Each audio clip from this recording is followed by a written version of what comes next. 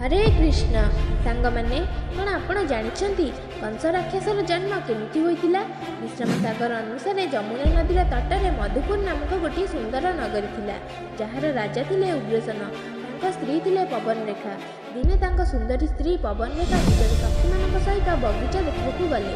बगीचारे बुलिबा समय पवनरेखा निजर सांगमानकठारु अलग होइगले। से समय गोटे राक्षस राजा उग्रसेन रूप धारण कर राणी सहित समय अतिक्रांत कला। तापर से राक्षस निजर प्रकृत स्वरूप धारण कला।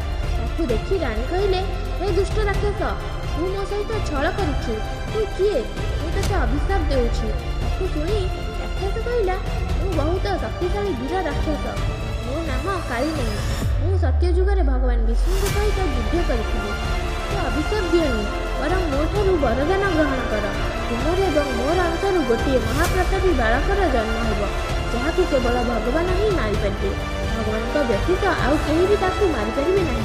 यह शुणी राणी प्रसन्न हेले एवं समस्त सखी मान सहित घर को फेरिले। तापर तांकठारु जो बालकर उत्पत्ति होला तार नाम होला कंस। हरे कृष्ण।